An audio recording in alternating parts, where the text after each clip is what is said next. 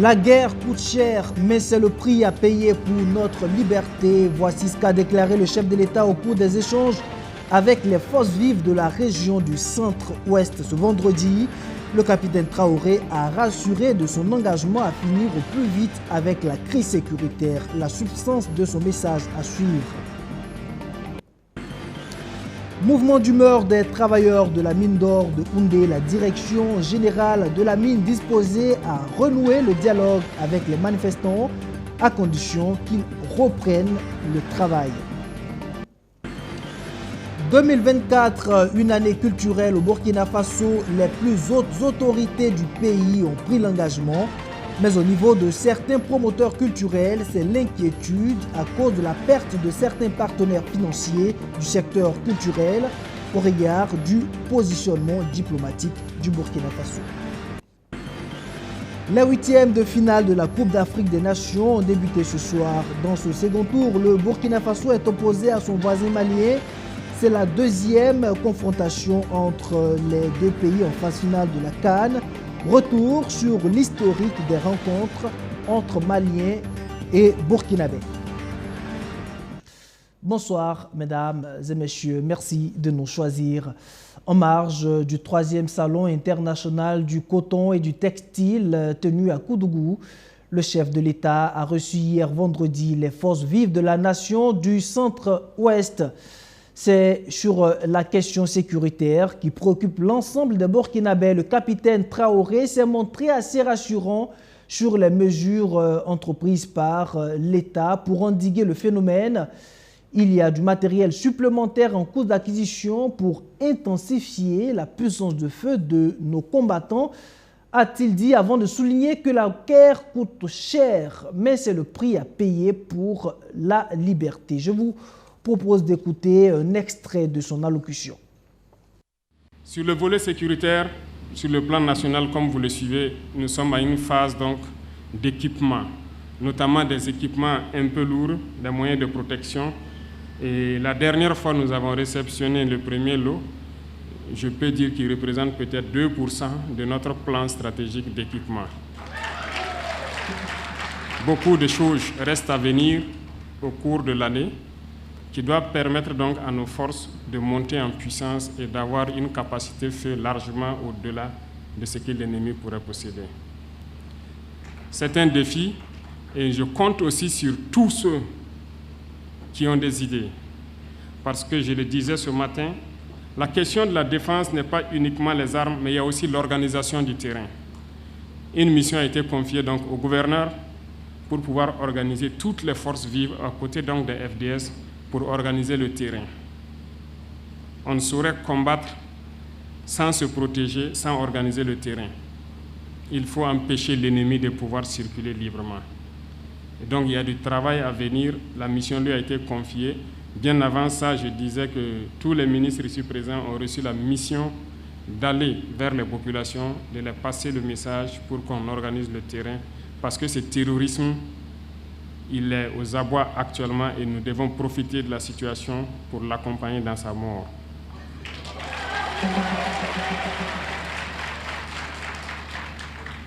Nous ne ménagerons donc aucun effort puisque le peuple a compris et fait sa guerre. La guerre est coûteuse. Je sais que beaucoup de gens se demandent ce que ça peut nous coûter, mais je vous demande juste d'imaginer que lorsqu'on a 100 000 hommes à entraîner avec 100 cartouches, ça nous fait plus d'1 milliard de cartouches. Rien que l'entraînement. Et si vous devez prendre qu'une cartouche de Kalachnikov coûte $1, faites vous-même le point. Et là, je ne parle pas des autres équipements ou des autres munitions. La guerre, ça coûte. En armement, en munitions, en hommes, en moyens de protection, ça coûte. Mais c'est le prix de notre liberté. Et je pense que le peuple burkinabé a compris cela et a décidé de financer sa guerre. Merci beaucoup. À présent, cette brève sur l'arrestation de l'avocat burkinabé Maître Guy Hervé Carme. La conférence des barreaux de l'espace UEMOA dénonce et condamne avec la plus grande fermeté ce qu'elle considère comme étant une violation délibérée des règles de procédure définies par la loi. Elle estime que cette arrestation est illégale et qu'aucun régime d'exception ou une quelconque situation sécuritaire ne peut justifier la démarche à la base de l'arrestation de Maître Kam. La conférence des barreaux de l'UEMOA exige pour cela la libération immédiate et l'annulation de la procédure entamée en violation flagrante des règles régissant la profession d'avocat. Cette condamnation intervient après celle du syndicat des avocats et du barreau du Burkina Faso. Dans la suite de ce journal, depuis le dimanche 21 janvier 2024, des travailleurs de la mine de Houndé observent un mouvement d'humeur mécontent de leurs conditions de vie et de travail. Ils demandent la démission de la direction qui serait à l'origine de cette crise. Les premiers responsables de la société qui s'étaient jusque-là terrés dans un mutisme ont fini par réagir. Ils se disent ouverts au dialogue, mais à condition que le travail reprenne. Koukato Mayao, Soto Jitenabiri. Ces travailleurs de la mine de Houndé, en mouvement d'humeur, demandent la démission de l'équipe managériale de la mine ainsi que l'amélioration de leurs conditions de vie et de travail. Un mouvement d'humeur qui dure depuis le dimanche 21 janvier 2024. On nous félicite même d'avoir travaillé pour compenser le manque à gagner d'autres sociétés minières qui sont où le personnel est encore mieux traité que nous qui sommes ici. Donc c'est tous ces traitements discriminatoires qui ont conduit ce mouvement d'humeur. Et les gens exigent à ce que le directeur, l'équipe managériale actuelle qui est là, pendant 2 ans, qui n'a pas été en mesure de résoudre nos problèmes, de partir. Selon les manifestants, ce mouvement d'humeur vise à se faire entendre par le premier responsable de la mine. Tu vas travailler sur une mine pendant 5 ans et tu es payé à moins de 90 000. Qui peut accepter ça? Comment on peut vivre ces gens de conditions et puis accepter? Aujourd'hui, on a lutté, on a dit qu'on fait augmentation. Augmentation, mais ce n'est pas la peine. C'est juste le nom. Nous pouvons faire comment? Nous avons fait cette grève pour que ceux qui sont devant nous écoutent. Si réellement, c'est eux qui ont ordonné à ce que ces gens-là nous fassent comme ça, il n'y a pas de problème. Afin de trouver un terrain d'entente entre les manifestants, la direction générale de la mine a initié une rencontre ce vendredi 26 janvier 2024. Nous sommes tout à fait ouverts au dialogue. Nous avons même pris l'engagement que nous n'allions procéder à aucun licenciement pour les faits de grève à condition que le travail reprenne. Et nous avons pris également l'engagement que nous allions mettre en place un cadre formel pour discuter de l'ensemble de leurs revendications et apporter des éléments de réponse. Mais on ne peut pas prendre en otage comme ça la mine et puis exiger que l'on revoie certaines conditions de travail, les conditions salariales. Dans ces conditions-là, ce n'est pas acceptable. Donc nous appelons tout le monde au bon sens. Sur le point relatif au départ de l'équipe managériale de la mine, le groupe Endeavour Mining estime que la question n'est pas du ressort des employés. Le groupe Endeavour Mining a réitéré de façon officielle son plein soutien au directeur général de la mine de Houndé ainsi qu'à l'ensemble de l'équipe de direction. Nous estimons quand même que ce n'est pas aux employés de décider quel autre employé doit partir. Ce n'est pas quand même quelque chose de raisonnable. Nous pensons quand même que le vrai problème se trouve certainement ailleurs. Ils ont également réclamé un changement dans le système de rotation et nous avons marqué notre ouverture à entamer des discussions là-dessus, mais dans un cadre formel avec l'accompagnement de toutes les autorités compétentes, notamment l'inspection du travail, à condition que le travail reprenne. Aux dernières nouvelles, les négociations entreprises entre les manifestants et la direction générale de la mine de Houndé n'ont pas permis pour le moment de mettre fin au mouvement d'humeur des travailleurs. Au Burkina Faso, la politique de décentralisation comporte plusieurs insuffisances dans les secteurs sociaux comme l'éducation, la santé, l'eau et l'assainissement. Les populations de la trentaine de communes enquêtées sont insatisfaites de la situation sur le terrain. C'est ce que révèle une étude du CRAFP, le Centre d'études de recherche appliquée en finances publiques. Les conclusions de l'enquête ont été rendues publiques ce vendredi, ce 26 janvier, avec à la clé une série de recommandations. On fait le point avec Mamounata Kabore. En matière de délivrance de services de santé, sur les 34 communes enquêtées, 26% trouvent moyennement satisfaisants les services délivrés. 26 autres % sont très satisfaites de ces services. quand les populations des 48% des communes restantes sont insatisfaites. Ces dernières, tout comme pratiquement le reste du public cible, en veulent à la qualité de l'accueil, le confort, l'hygiène et l'accessibilité même des services de santé. Comme le secteur de la santé, la qualité des services délivrés dans d'autres secteurs sociaux de base, notamment l'eau et l'assainissement, en plus de l'éducation, ont été passés au peigne fin. À l'heure de la restitution des résultats de l'étude, la satisfaction n'est pas totalement au rendez-vous. Et si nous prenons l'exemple du secteur de l'éducation, en tout cas on a noté une certaine satisfaction dans le respect de la carte éducative. Mais si vous prenez le deuxième critère, qui est le respect des normes environnementales spécifiques au niveau de ces établissements, les populations ont montré vraiment leur insatisfaction. C'est des questions liées à l'assainissement et à l'approvisionnement d'eau au niveau des écoles. Et les questions liées aux cantines scolaires. Pour ce qui est de l'eau et de l'assainissement, là, c'est les questions de gestion des déchets, où en tout cas, il y a une insatisfaction un peu globale dans toutes les 34 communes. Et la gestion des déchets vraiment laisse à désirer parce qu'il n'y a pas de dispositif mis en place pour pouvoir non seulement enlever les déchets ménagers, n'en parlons même pas de parler de tri et de valorisation de ces déchets. Pour ce qui est de la gouvernance locale, l'étude révèle que toutes les 9 régions étudiées ont un niveau de gouvernance insuffisant. Parmi ces localités, il y a les régions à gouvernance moyenne dont le taux est compris entre 41 et 60% et celles à gouvernance très faible dont le taux est compris entre 0 et 40%.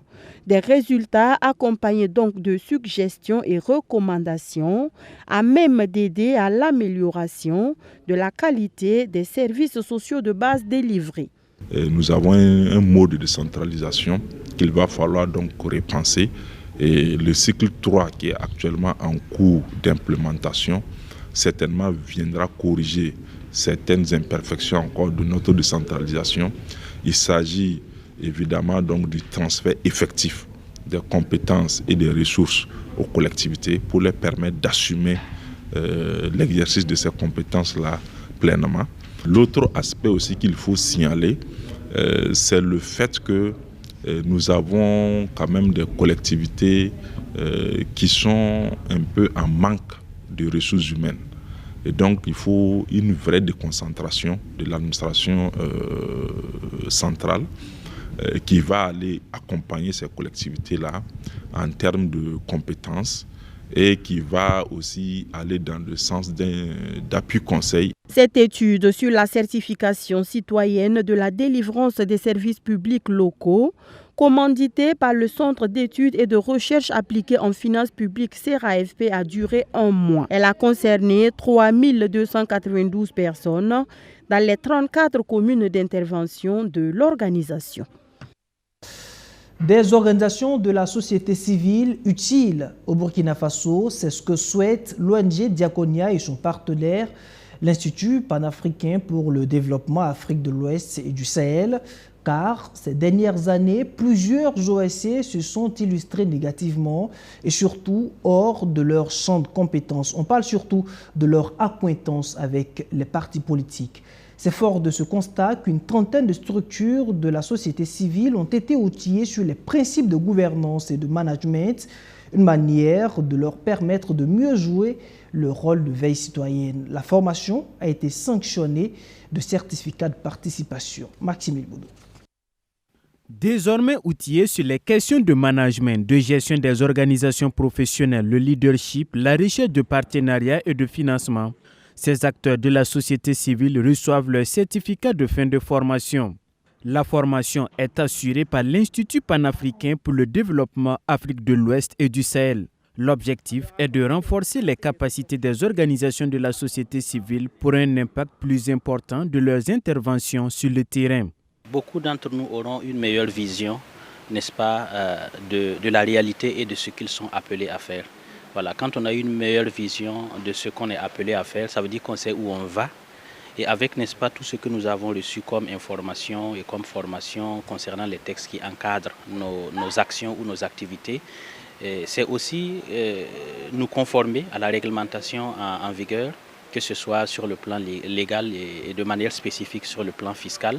Et je pense que tout cela ne peut qu'avoir des répercussions positives vis-à-vis des bénéficiaires indirects ou directs, donc les populations vers lesquelles nous sommes envoyés pour faire notre travail. La formation s'inscrit dans le cadre des actions du programme Gouvernance inclusive, citoyenneté active et responsable. C'est une idée de l'ONG Diaconia pour repenser la démocratie et permettre à ses partenaires de jouer leur rôle de contre-pouvoir afin d'influencer les politiques publiques. Si nous voulons avoir des actions qui ont vraiment une portée sur le terrain et un impact durable, il nous faut travailler avec des partenaires qui ont les capacités donc, de mener ce type d'action. Et c'est pour cela que donc, notre fer de lance, c'est réellement le renforcement des capacités de nos partenaires. Cette formation de 2 semaines bénéficie de l'appui financier de l'ambassade de Suède au Burkina Faso. À présent, le grand format de cette édition consacré à la perspective dans le secteur culturel en 2024 au Burkina Faso. Le chef de l'État a lui-même donné le ton dans son discours de fin d'année en estimant qu'un accent particulier sera mis sur le secteur cette année. Cela veut dire qu'il faut plus d'engagement des acteurs, mais aussi plus de moyens lorsqu'on constate que le secteur est sous-financé. Et c'est là que se trouve l'inquiétude de certains promoteurs culturels qui s'interrogent si l'État prendra le relais après la perte de certains partenaires financiers du secteur culturel à cause du positionnement diplomatique du Burkina Faso. C'est un dossier signé Abdou Aziz Sarr. C'est une première au Burkina Faso. Un ministre d'État à la tête du département chargé de la culture. Sans doute un signal fort de l'exécutif qui veut ainsi témoigner de l'importance qu'il accorde désormais au secteur culturel. C'est ce que pensent les acteurs.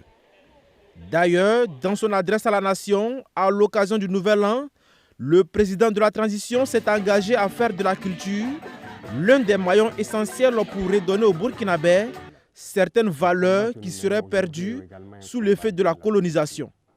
Comme vous l'aurez remarqué, en posant donc un diagnostic du problème, nous avons compris que la colonisation nous a déracinés. Nous avons perdu notre culture. Notre belle culture qui nous enseigne la paix, la solidarité, l'entraide. Nous avons perdu ces valeurs. Voilà pourquoi nous tenons à ce que la culture occupe une place importante donc, dans notre combat. Une annonce accueillie avec beaucoup de satisfaction au sein des acteurs culturels. Pour eux, cette volonté affichée de l'exécutif augure de bonnes perspectives pour le secteur. C'est vrai qu'on a toujours dit que la culture est pilier de développement, mais ces actions-là nous confortent encore que le pilier du développement vient d'avoir sa place et on l'espère que 2024 sera une année porteuse pour toutes les voies culturelles, de manière à ce que le Burkinabé puisse se reconnaître dans sa culture et consommer sa culture. Bien qu'heureux de la place de choix que le gouvernement accorde à la culture cette année, certains promoteurs culturels restent tout de même inquiets en ce qui concerne le financement de leurs activités, vu que les soutiens au niveau extérieur commencent à se faire rares. Il faut dire que la plupart des événements culturels sont soutenus par les sponsors, mais aussi par des organismes de financement extérieur. Et comme la situation diplomatique de notre pays est de plus en plus complexe, il y a pas mal de pays avec lesquels déjà notre pays a maille à partir, les relations diplomatiques ne sont pas au beau fixe. Donc on peut s'inquiéter que cela puisse jouer sur les programmes de financement du monde culturel. Donc on a des raisons de s'inquiéter parce qu'on connaît un peu comment ça fonctionne. Et il y a pas mal d'organisations professionnelles de la culture culturelle qui bénéficient de beaucoup de soutien de l'extérieur. Et si ce soutien de l'extérieur la baisse, ça va forcément impacter sur la qualité et la régularité de certaines activités culturelles. Une inquiétude jugée légitime par le ministère de la Culture qui se veut rassurant. De nouveaux centres de partenariat sont déjà en cours de prospection.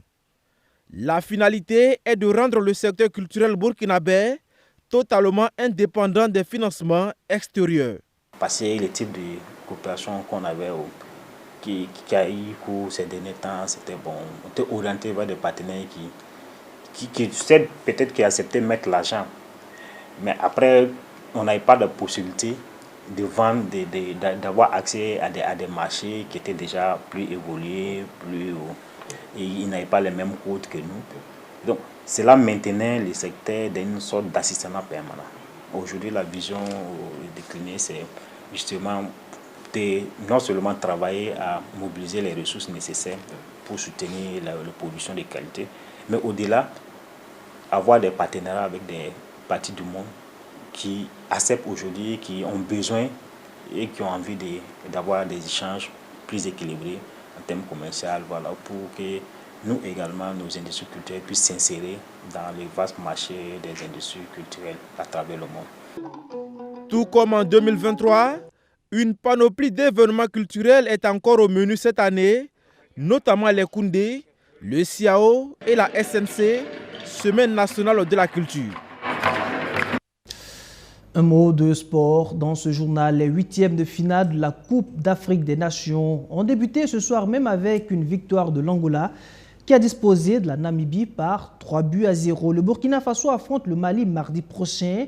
C'est la deuxième confrontation entre les deux pays en phase finale de Coupe d'Afrique des Nations après la première en 2004. Ces deux pays voisins, liés actuellement par un destin commun, disputent tous leur 13e CAN sans en avoir remporté aucune. Retour sur l'historique des rencontres entre Maliens et Burkinabés avec Luc Park-Belgem, l'un de nos envoyés spéciaux en Côte d'Ivoire. Le Mali et le Burkina Faso sont à la recherche de leur première étoile à la Coupe d'Afrique des Nations. Pour cette CAN CAF Total Énergie Côte d'Ivoire 2023, les deux formations sont à leur 13e participation. La première du Mali date de 1972 où les Aigles vont disputer la seule finale de leur histoire. Après, c'est deux places de 3e pour le Mali en 2012 et 2013. Le Burkina Faso, quant à lui, a disputé sa première Coupe d'Afrique des Nations en 1978, finaliste en 2013 et 3e en 2017. Aucune participation à un mondial pour les deux pays.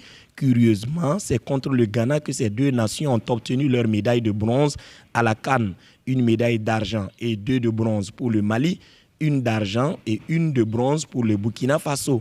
La première confrontation entre le Mali et le Burkina Faso en phase finale de Coupe d'Afrique des Nations s'était soldée par une victoire malienne 3-1. C'était à la CAN Tunisie 2004. CAN dénommée à l'époque 1 milliard, 1 but, puisque Raïm Ouedraogo, le capitaine des étalons d'alors, avait reçu le drapeau des mains de Blaise Compaoré avec une levée de fonds de 1 milliard pour nous ramener qu'un maigre but inscrit par Dieudonné Minungou. La rencontre entre ces deux pays voisins de l'Afrique de l'Ouest en huitième de finale s'annonce palpitante avec un léger avantage pour les Aigles du Mali qui ont terminé premier de leur groupe sans défaite sur le Burkina Faso qui a terminé deuxième du groupe D avec une victoire, un nul et une défaite. Retour au Burkina Faso pour parler de cette initiative du Centre national d'études stratégiques qui lance la première édition du Grand Prix de la recherche stratégique. Au regard du contexte que traverse le pays, l'idée est d'emmener les jeunes burkinabés à s'intéresser davantage au secteur de la sécurité et de la défense. Les meilleures productions scientifiques qui contribuent à la réflexion stratégique seront primées. Plus de précisions avec Amandine Tago et Archimède Boy. Tout Burkinabé âgé de 35 ans ayant mené des recherches dans le domaine de la défense, la sécurité et la paix, ou titulaire d'un doctorat ou diplôme équivalent, peut postuler au Grand Prix de la recherche stratégique initié par le Centre national d'études stratégiques.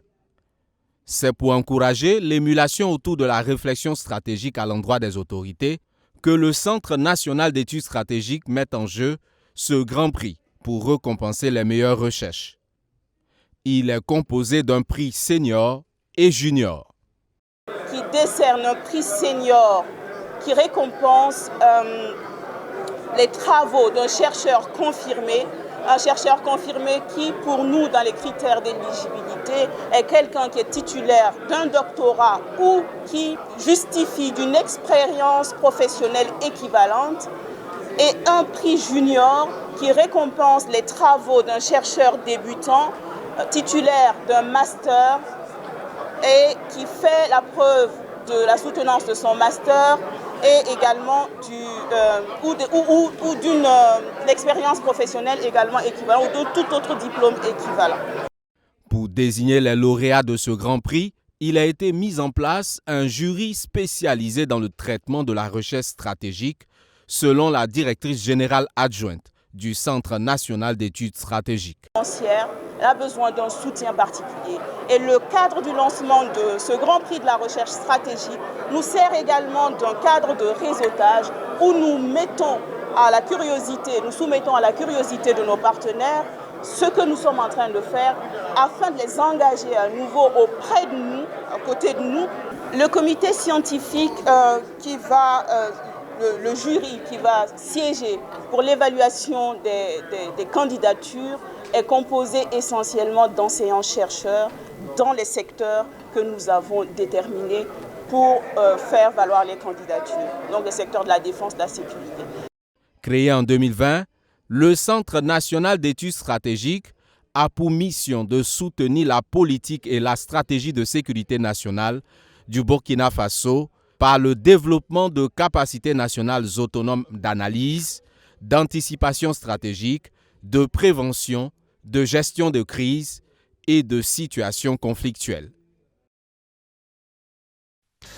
Dans le secteur agricole, l'offensive agro-pastorale et halieutique 2023-2024 initiée par le gouvernement de la transition se concrétise sur le terrain. Jeudi dernier, les acteurs de la filière riz de la région des Hauts-Bassins ont remis plus de 200 tonnes de riz au gouvernement. Pour les donateurs, il s'agit là du résultat de la mise en œuvre de l'offensive agro-pastorale et halieutique au cours de la campagne agricole écoulée dans son volet riz. On fait le point avec Salmon Tapsoba et Soto Chendabiri. Du riz entièrement produit au Burkina Faso, stocké dans ce magasin à la direction régionale en charge de l'agriculture des Hauts-Bassins. D'une quantité totale de 207 tonnes, ce riz est le résultat concret de l'offensive agro-pastorale et halieutique 2023-2025 volet riz. Produit par les rizeries du Burkina en partenariat avec les agriculteurs, ce riz est remis de façon symbolique au directeur exécutif du Bureau national des grands projets du Burkina. Nous sommes venus ici ce matin à travers cette cérémonie pour matérialiser la vision de son Excellence le président du Faso et qui, à travers l'initiative présidentielle de l'agriculture, notamment volet riz, veut atteindre l'autosuffisance alimentaire du Burkina Faso en matière de consommation de riz local. Cette initiative, s'il n'existait pas, il fallait la créer et que ça juste titre, le chef de l'État a eu cette vision pour que le Burkina Faso fasse partie des pays qui ont atteint l'autosuffisance alimentaire grâce à ces bras valides. On a reçu la dernière fois 27%, aujourd'hui 33%, donc le total fait 60%. La troisième livraison serait les 40%. Et vraiment ça nous va droit au cœur. La même chose serait faite pour le maïs également, pour pouvoir les stocker et les distribuer en fonction des besoins de la population. Au total, c'est une dizaine d'entreprises de transformation de riz de la région des Hauts-Bassins qui a contribué à la réussite de ce projet. Des transformateurs qui n'ont pas manqué d'apprécier l'initiative des autorités de la transition au regard des multiples avantages. C'est une innovation totale. C'est la première fois que nous avons une telle initiative, que une initiative vienne nous faire produire avec nos producteurs et qui reprennent effectivement cette production. C'est la première. Et ce qui fait que nous, transformateurs, nous nous réjouissons pour cette initiative et nous souhaitons qu'elle puisse perdurer pour que nous puissions accompagner le gouvernement du Burkina Faso dans l'autosuffisance alimentaire en matière de riz. En rappel, ce riz est la contrepartie de la subvention que les transformateurs ont bénéficié sur le prix des intrants en début de saison hivernale pour la mise en œuvre du projet. Le cumul de la quantité de riz reçue s'élève à 60%. Les 40% restants devraient être livrés dans les prochains jours. Voyons à présent ce chiffre. 11% au Burkina Faso, 11% des sols sont considérés comme étant dégradés une conséquence des changements climatiques, mais pas que, il y a aussi l'action de l'homme. Si rien n'est fait à la longue, le pays pourrait manquer d'espace cultivable selon les spécialistes. Le sujet préoccupe l'Association pour la recherche et la formation en agroécologie et l'Université de Fadane Gourma. À l'occasion de la Journée mondiale des sols, ils réfléchissent sur les mécanismes à mettre en place pour la récupération des sols dégradés. La correspondance de Moussa Nyoni. Le sol et l'eau sont à la base de toute production alimentaire. C'est le ciment de nos écosystèmes et du bien-être humain. Cependant, face au changement climatique et à l'action de l'espèce humaine, nos sols se dégradent avec une rapidité déconcertante, entraînant ainsi une pression excessive sur les ressources en eau. Selon les données de Glasshood, près de 2 milliards d'hectares dans le monde entier ont subi une dégradation depuis 1950. Selon une étude réalisée au Burkina Faso en 2006, environ 11% des terres du pays sont considérées comme dégradées et 34% comme moyennement dégradées. Cette dégradation des terres a de nombreuses conséquences, aussi bien écologiques que socio-économiques. Expérience de ARFA dans la gestion durable des terres. C'est sur ce thème que l'Association pour la recherche et la formation en agroécologie célèbre la Journée mondiale des sols en partenariat avec l'Université de Fadane Gourma. Ça fait depuis 1995 que ARFA existe et dès le début de son existence, nous avons vu que la question d'agroécologie, la question de récupération des sols, de l'environnement et tout, étaient des questions d'importance capitale. Nous l'avons perçu assez tôt et nous avons essayé d'intégrer tout cela dans notre action, en basant l'action sur 3 éléments socles. La question des sols, comment gérer la fertilité des sols, comment assurer la présence de l'arbre au sein de l'exploitation agricole, mais aussi en dehors de l'exploitation agricole, comment faire en sorte que l'eau qui tombe du ciel ne soit pas seulement source de dégradation, mais aussi qu'elle puisse s'infiltrer dans les sols et puis profiter aux productions. Selon Tokuyeni Kader David, président de l'Université de Fadane Gourma, cette journée permettra de mettre en évidence les techniques de récupération des sols. Alors, l'objectif de la commémoration de cette journée, c'est de mettre en évidence toutes les possibilités de restauration de sols dégradés. Et comme il a été dit au cours de la cérémonie d'ouverture, on a près de 11% des terres qui doivent être récupérées. On comprend toute l'importance de restaurer les sols. Voilà, donc c'est pour cela que nous avons autorisé que cette journée se tienne. La célébration de la Journée mondiale des sols a eu comme activité le partage d'expériences, des démonstrations de protection des sols et des communications pour outiller les étudiants. On termine avec ce projet de la commune de Ouagadougou qui se dote de nouveaux outils urbains pour contrôler le flux démographique sur la circulation routière. La démarche vise à décongestionner la capitale burkinabé et pour ce faire, la ville la plus peuplée du pays a identifié 2 sites qui devraient bénéficier des premiers investissements. Les mécanismes de mise en œuvre de ce projet ambitieux étaient au cœur d'une rencontre jeudi dernier à l'initiative de l'Agence municipale des grands travaux, Amadou Diko. La forte croissance urbaine de la ville de Ouagadougou a occasionné un sous-équipement des quartiers périphériques et la congestion du centre-ville. Une situation qui rend difficile la fluidité de la mobilité urbaine. En vue donc de faciliter le trafic, la commune de Ouagadougou se dote de nouveaux outils de planification urbaine. L'élaboration d'un plan d'occupation des sols a permis d'identifier 2 sites qui devront accueillir les prochains investissements de la mairie.